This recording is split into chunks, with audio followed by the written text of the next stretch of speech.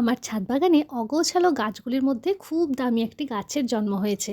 এই যে দেখছেন ভৃঙ্গরাজ, যেটাকে আমরা বলে থাকি কেশরী গাছ। কম বেশি আমরা সকলেই জানি যে এই গাছের কি উপকারিতা। গাছের গোড়ায় সার মাটি দিয়েছিলাম, সেই সার মাটি থেকেই সৌভাগ্যবশত এই গাছের জন্ম হয়েছে। হয়তো সেই সার মাটিতেই এই ফুলের বীজ লুকিয়েছিল, আর এটাতে আমার অনেক উপকার হয়েছে। হাতের সামনে যখন এত সুন্দর আর এত উপকারিতা গাছ পেয়েছি, তো এটাকে তো হেলায় হারালে হবে না। তাই জন্যে সব গাছগুলোকে আমি একসঙ্গে তুলে নিয়ে এসে তেল বানাবো।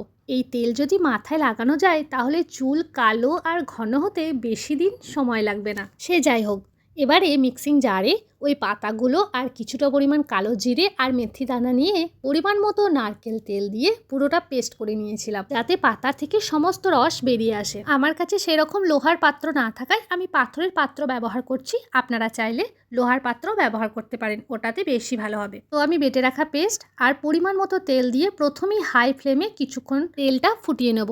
কিছুক্ষণ ফুটে গেলে তারপরে আমি আঁচ কমিয়ে ধিমে আঁচে অনেকক্ষণ ধরে হতে দেব, যাতে পাতাটা পুড়িয়েও না যায়, আবার এর রসটা সব তেলের মধ্যে চলে আসে। বেশ কিছুক্ষণ ফুটে ওঠার পর যখন আপনার মনে হবে যে ওই গাছপাতাগুলোর থেকে সমস্ত সবুজ বেরিয়ে গিয়ে হলুদ হলুদ কালার এসে গেছে, তখন বুঝবেন যে আপনার তেল একদম রেডি। এই দেখুন, বাটা পাতাগুলো তলায় পড়ে গিয়ে উপরে একদম তেলটা ভেসে উঠেছে। এবারে একটা ছাঁকনির সাহায্যে সমস্তটাই ছেঁকে নেব। তবে কি জানেন তো, আজকের এই তেলটা বানিয়ে আমি অনেকটা হ্যাপি, অনেকটা রিল্যাক্স, কারণ আমি জানি যে এই তেলটা থেকে আমি কি উপকারিতা পেতে চলেছি। তবে শুধু আমি নয়, আপনারাও এই তেলের কালার দেখেই বুঝতে পারবেন যে এই তেলটা ঠিক কতটা উপকার দেবে আমাদের চুলের জন্য। এত গাঢ় সবুজ কালার, এত সুন্দর লাগছে দেখতে। তবে সাদা পাত্রের উপরে তেলটাকে রেখে ঠিক কিসের মতো লাগছে কমেন্ট করে জানাবেন। আজ তাহলে আসি, পরের ভিডিওতে আবার দেখা হচ্ছে। সকলেই ভালো থাকবেন, সুস্থ থাকবেন, টাটা।